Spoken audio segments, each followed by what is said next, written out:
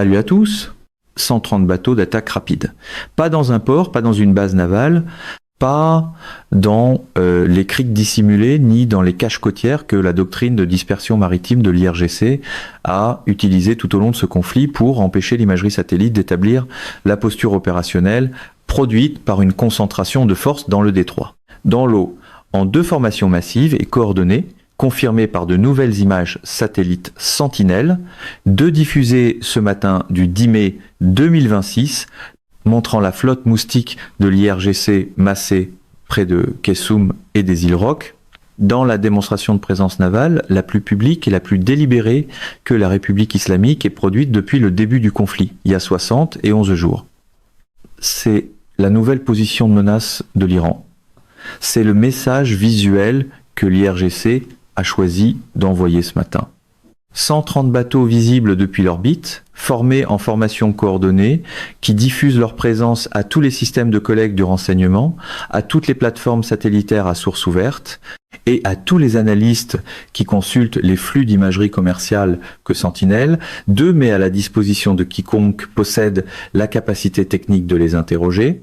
L'IRGC a publié les coordonnées de sa propre position de menace et le commandement central américain, le CENTCOM, a simultanément diffusé les images de ce que ces coordonnées rencontreront.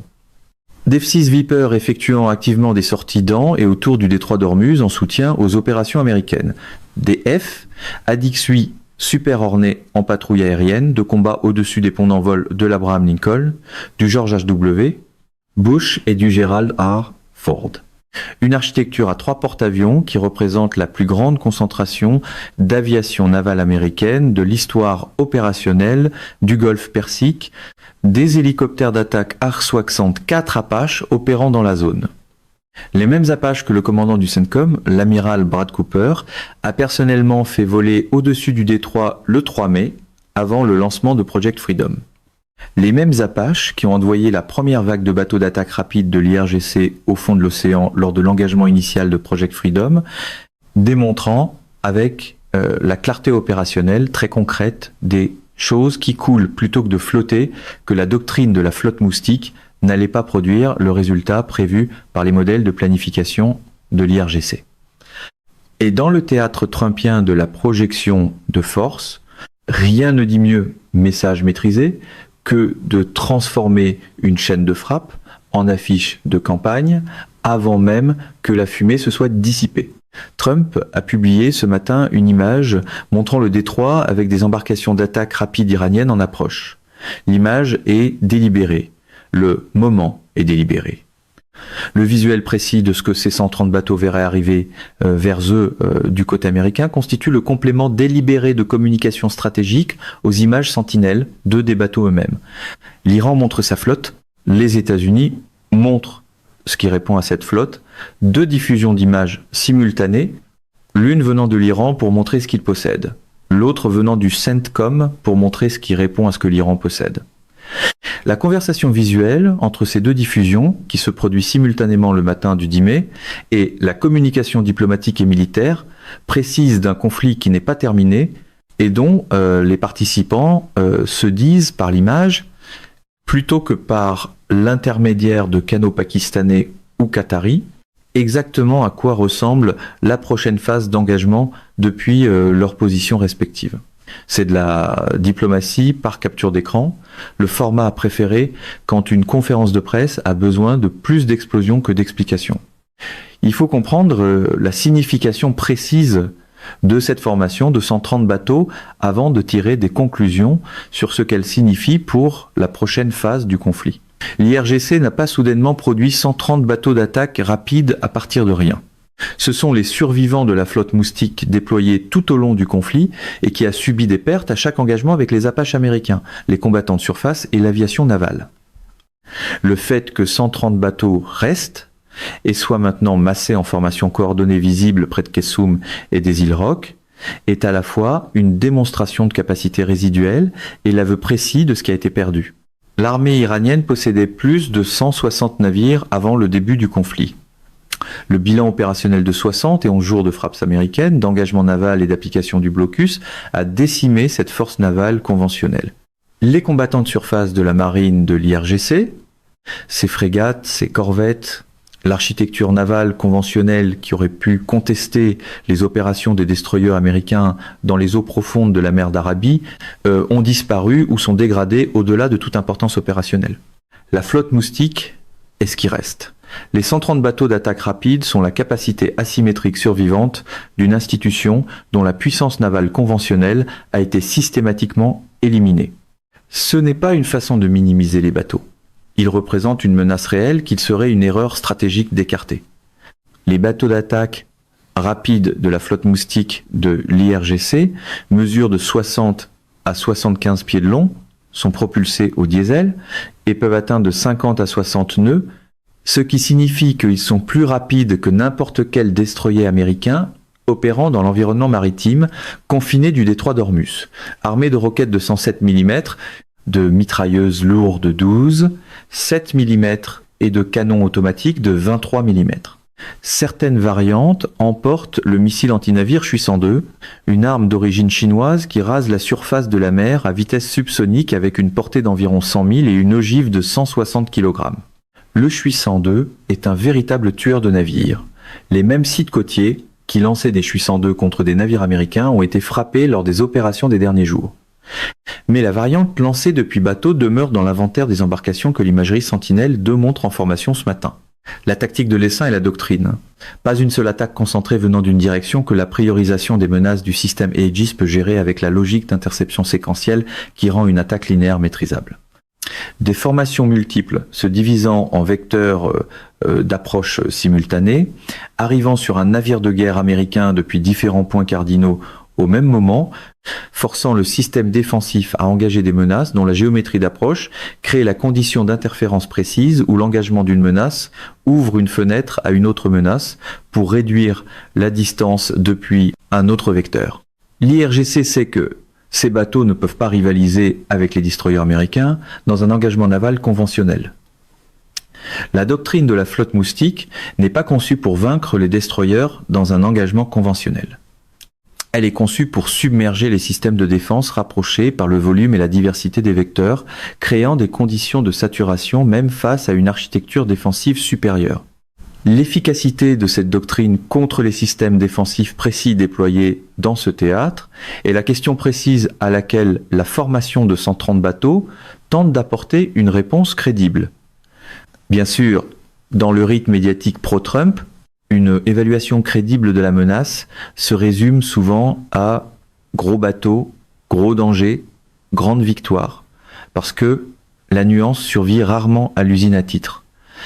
Le tableau stratégique de ce matin exige l'analyse technique précise qui permet de séparer l'évaluation crédible de la menace de la mise en scène propagandiste. La réponse défensive américaine à 130 bateaux d'attaque rapide approchant simultanément depuis plusieurs vecteurs commence avant que les bateaux n'atteignent la portée d'engagement. Elle commence par une architecture de détection. Les 2D Advanced Hawkeye et la plateforme aéroportée d'alerte avancée et de gestion de combat dont le radar fournit l'image intégrée aérienne et de surface qui coordonne l'ensemble de la réponse américaine. Son radar suit les bateaux dès le moment où ils commencent à se déplacer vers les moyens américains, fournissant les données de suivi continu dont la chaîne de frappe a besoin pour assigner les chasseurs et les hélicoptères précis à des secteurs précis de la zone d'engagement avant que les bateaux ne se rapprochent à portée d'armes. Les 2D n'est pas visible depuis la surface.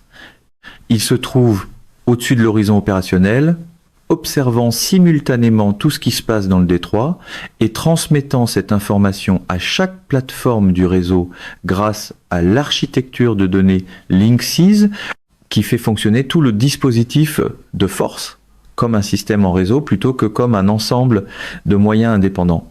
L'IF-35 apporte le radar APG, 8.1 à balayage électronique actif, le capteur précis capable de suivre simultanément plusieurs cibles de surface tout en fournissant les données de ciblage dont les autres plateformes du réseau ont besoin sans diffuser la propre position de l'appareil d'une manière détectable.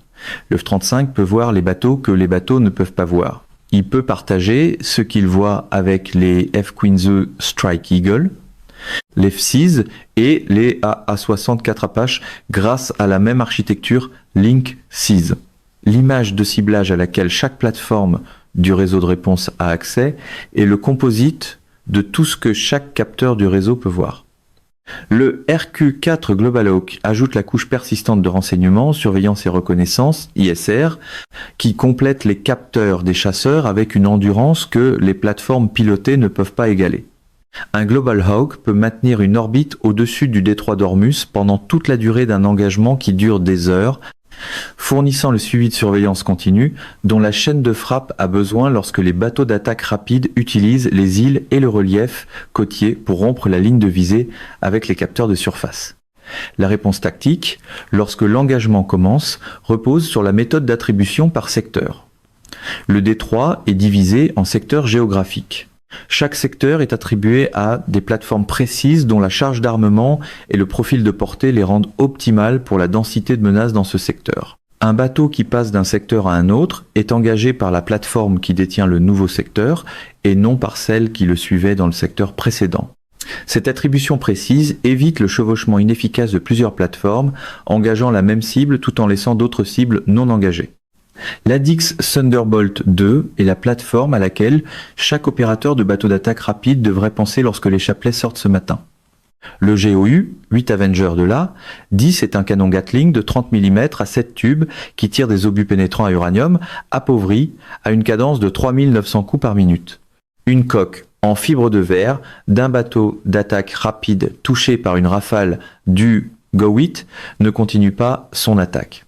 Le profil opérationnel de l'Addix au-dessus d'eau confiné, lent, bas, est doté de la capacité de maintien en vol précise que permet le système de ravitaillement en vol par son des paniers depuis des avions ravitailleurs, Cessna 30 Hercule, en fait la plateforme précise pour l'engagement soutenu des SEM de bateaux qui exige un feu constant plutôt que la livraison de munitions en passage unique fournie par des avions plus performants. L'Addix peut rester dans le combat pendant toute la durée d'un engagement prolongé.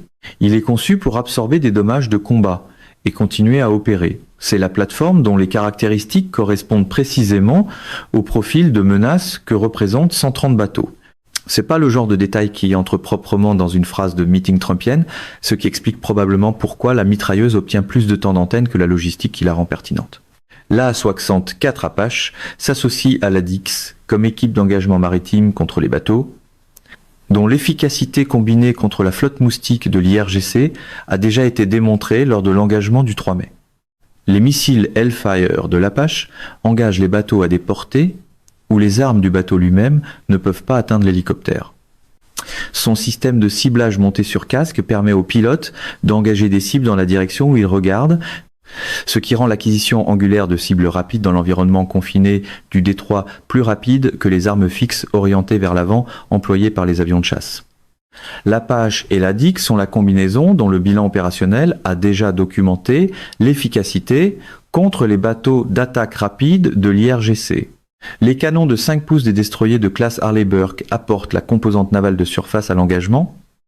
Le système de canon naval MK-45 de 127 mm avec sa portée de 6000 et sa capacité de tir rapide répond aux problèmes précis des bateaux qui se rapprochent à portée de canon des combattants de surface en fournissant une cadence de tir soutenue contre des cibles de surface manœuvrante pour lesquelles les systèmes de missiles ne sont pas optimisés. Mais la réponse américaine, la plus importante stratégiquement à la formation de 130 bateaux visibles sur l'imagerie Sentinelle, 2 est l'option qui précède l'entrée des bateaux dans l'eau, frapper les caches côtières avant leur lancement.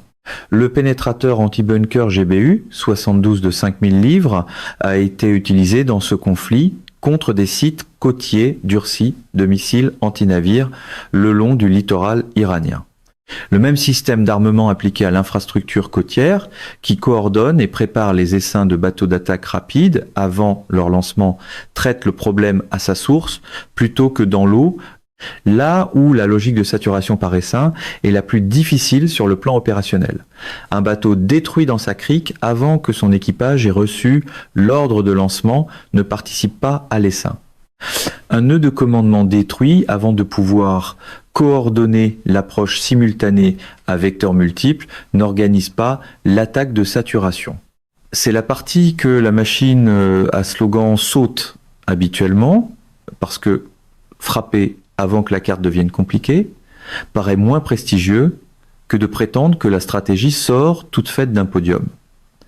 C'est l'option stratégique précise que l'analyse en 4D chess de l'imagerie du matin rend la plus visible. L'IRGC a rendu public les coordonnées de sa formation de 130 bateaux. Ces coordonnées sont maintenant connues de chaque plateforme ISR dans l'image opérationnelle américaine. Les emplacements précis près de Kessum et des îles Rock, où ces formations sont assemblées, sont documentés dans le registre public par l'imagerie Sentinelle. 2.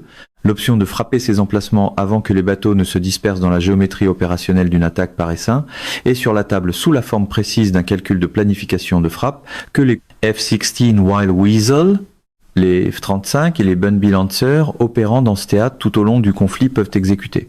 L'IRGC a publié ses propres données de ciblage. Le CENTCOM regarde la même imagerie Sentinelle 2 et traite les options précises que ces données créent. Pour une fois, l'étiquette 4D Chess décrit peut être vraiment un échiquier avec des pièces dessus et pas seulement un bandeau télé en quête d'applaudissements. Le nom qui apparaît ce matin dans l'image du renseignement aux côtés de la formation de 130 bateaux est celui que les médias occidentaux n'ont pas encore placé au premier plan de leur couverture de la phase actuelle du conflit. Le brigadier général Mustafa Salami, le frère aîné de Hossein Salami, le commandant en chef de l'IRGC tué lors de frappes israéliennes en juin 2025. Hossein Salami était partout. Les discours, les menaces, la propagande, les déclarations incendiaires que les opérations d'information de l'IRGC exigeaient d'une personne de sa stature institutionnelle, avec l'autorité précise que conférait le poste de commandant en chef. Mustafa est l'opposé de son frère en matière de profil opérationnel, presque invisible, avec des apparitions médiatiques extrêmement rares, aucun rôle de propagande très visible, armée régulière iranienne, Pras Yagetsi, vétéran de la guerre Iran-Irak des années 1980, il sert actuellement comme conseiller principal du chef d'état-major chargé des opérations, avec un rôle consultatif, clé à l'intérieur du quartier général central, qui coordonne et relie les forces armées régulières iraniennes aux opérations militaires conjointes de l'IRGC. L'homme qui se déplace à la frontière institutionnelle séparant l'armée régulière iranienne de l'IRGC, au moment précis où la lutte de pouvoir interne de l'IRGC et ses doctrines d'engagement ratées produisent les fractures institutionnelles, que le New York Post a documenté comme une guerre civile entre les partisans de la ligne dure et le gouvernement civil, est une figure qu'il faut comprendre précisément parce que son profil bas est le profil de quelqu'un qui fait de la planification opérationnelle réelle plutôt que de la communication institutionnelle. Ce qui explique exactement pourquoi il est moins utile au spectacle favorable à Trump. Les vrais planificateurs arrivent rarement avec une formule choc, une cravate rouge et un bon angle de caméra. Les formations de 130 bateaux ont été rendues publiques ce matin. Quelqu'un, à l'intérieur de l'appareil militaire iranien, a autorisé cette diffusion. La décision précise de publier l'imagerie de la formation plutôt que de préserver la sécurité opérationnelle que fournirait la dissimulation de la position de la flotte reflète un calcul institutionnel sur ce que cette publication est censée accomplir. La publication est une communication de dissuasion.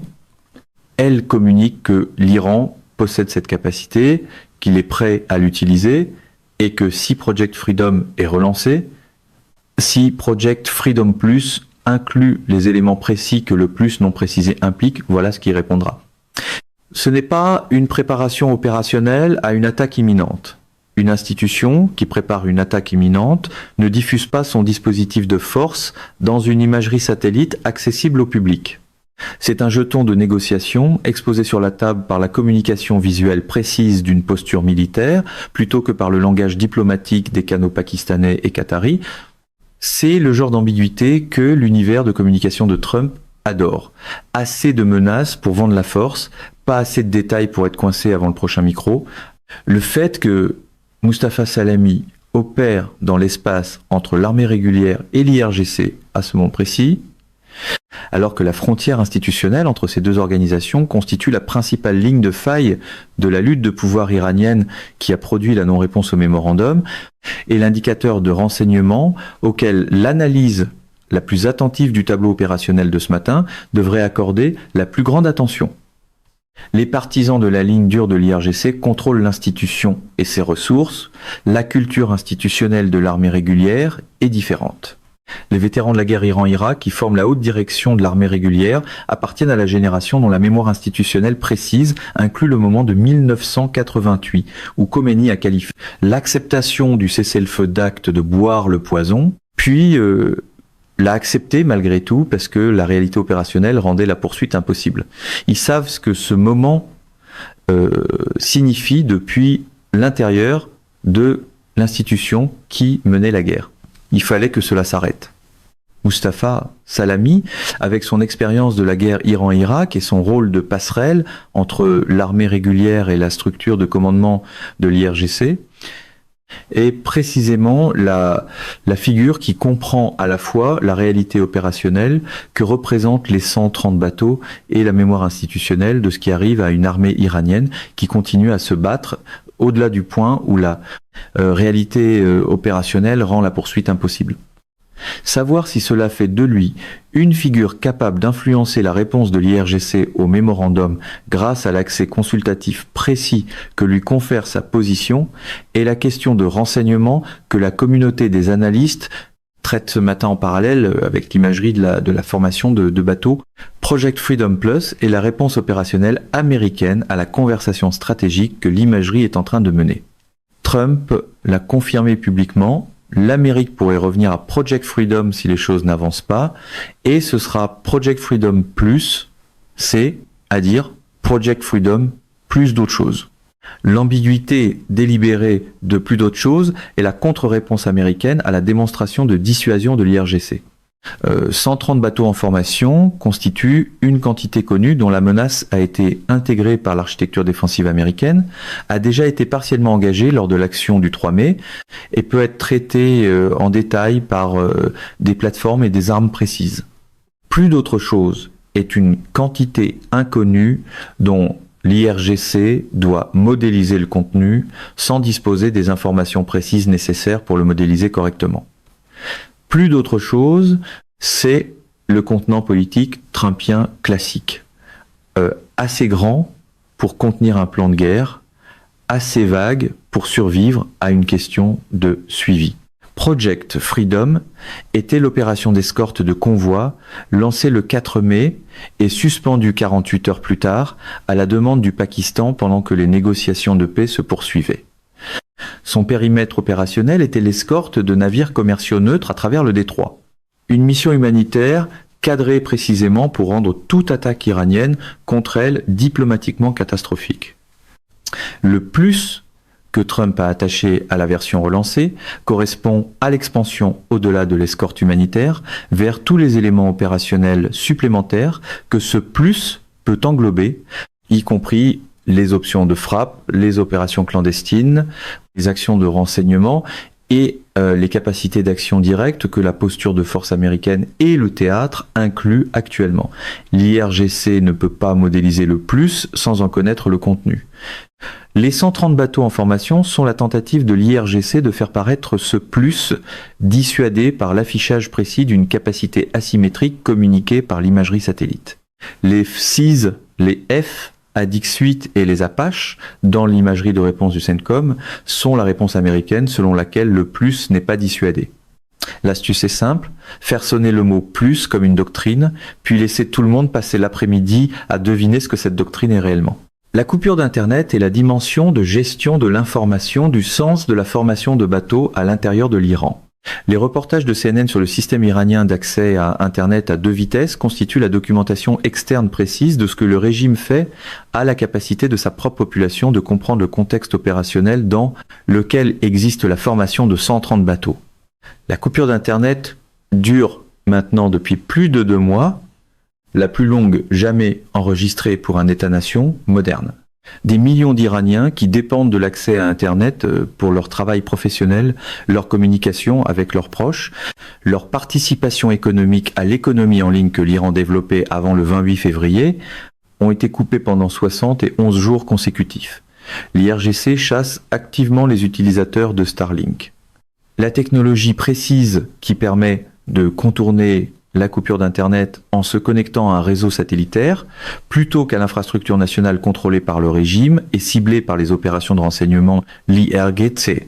La méthode de détection, qui consiste à identifier le signal qu'un terminal Starlink émet lorsqu'il est activé et à envoyer des équipes à cet endroit, signifie que chaque citoyen iranien qui tente d'utiliser la technologie capable de le connecter à l'environnement informationnel extérieur prend une décision de sécurité personnelle. Accéder à une information exacte sur le conflit vaut-il le risque de recevoir la visite des personnes qui ont tué Am al-Adin pour la même raison?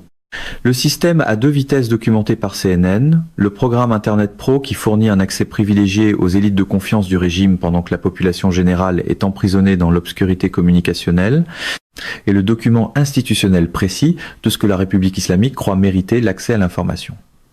Les hauts responsables de l'IRGC, dont la planification opérationnelle exige la connectivité. La classe administrative du régime dont les fonctions institutionnelles ne peuvent pas être exécutées sans Internet. L'élite politique dont les communications internationales exigent l'accès que la coupure refuse aux Iraniens ordinaires. La colère que cet accès à 2 vitesses produit dans le public iranien n'est pas visible dans l'environnement informationnel public que le régime contrôle. Elle est visible dans les reportages de CNN qui perçant la coupure depuis l'extérieur, et dans le mot précis que le reportage de CNN utilise pour décrire le sentiment public généré par la découverte que ceux qui imposent la coupure en sont exemptés, critique publique généralisée, l'institution qui emprisonne sa population dans l'obscurité informationnelle est simultanément exemptée de l'obscurité qu'elle impose. La population qui découvre cela fait le calcul politique précis que cette découverte produit chez toute population, observant son institution dirigeante s'appliquer à elle-même des règles différentes de celles qu'elle applique aux gouvernés. Les médias d'État se vantent de l'unité du gouvernement et du peuple face à ce qu'ils appellent une guerre imposée par les États-Unis et Israël, produite dans le contexte d'un système Internet à 2 vitesses qui donne la connectivité au gouvernement et la refuse au peuple.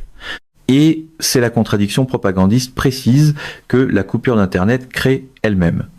L'unité est proclamée par l'institution qui a décidé que le peuple ne mérite pas le même accès à l'information que le gouvernement. Le peuple peut observer l'existence de cette décision. Il ne peut pas en observer le contenu, mais il peut observer qu'elle existe et tirer les conclusions précises que cette existence justifie sur la nature de l'unité proclamée.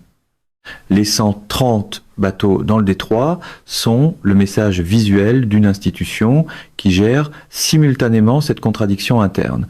La pression militaire externe de la posture de force américaine qui a répondu à chaque attaque iranienne sans aucune perte américaine et la pénétration précise du renseignement que l'explosion de Zanjan a documenté comme atteignant l'unité de protection VIP, dont la fonction est de protéger les dirigeants contre exactement le type de menace interne que représentent les coordonnées de Zanjan.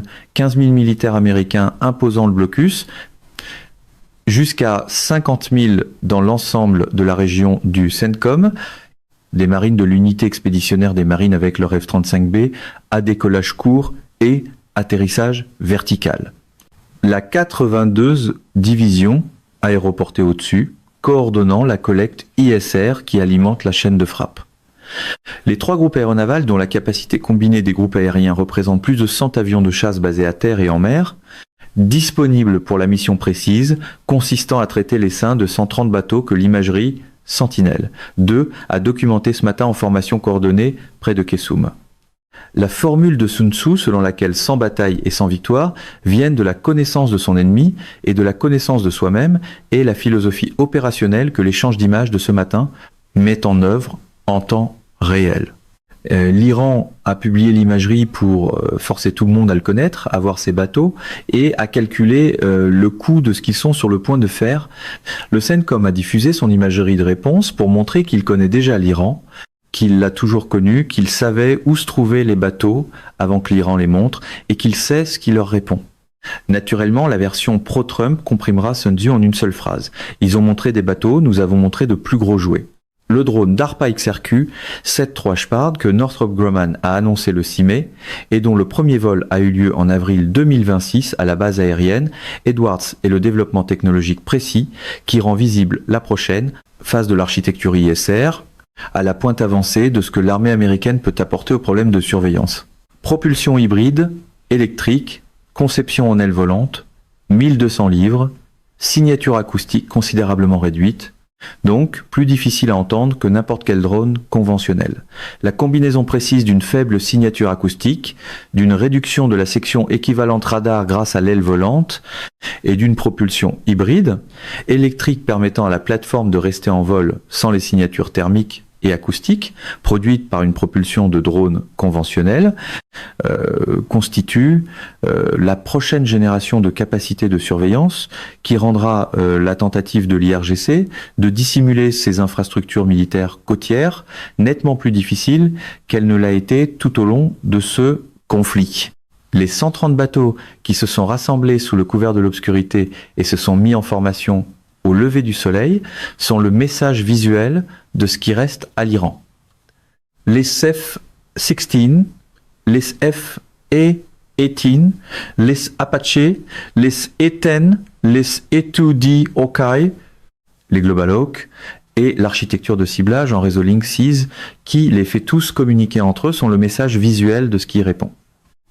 La dimension de la CIA est l'élément précis que l'imagerie ne capture pas, mais que le tableau opérationnel du 10 mai inclut aussi pleinement que les moyens militaires visibles, la capacité clandestine précise de perturber les communications militaires internes de l'Iran, d'accélérer la déstabilisation économique produite par le blocus, de cibler les réseaux financiers de l'IRGC qui financent son budget opérationnel et de mener à l'intérieur de l'armée iranienne les opérations de renseignement dont l'explosion de Zenjan et la capacité documentée par les Immortal Guards démontrent qu'elles sont possibles à une profondeur de pénétration capable de produire des victimes dans l'unité de protection VIP à partir de coordonnées fournies par des initiés. Les bateaux sont dans l'eau.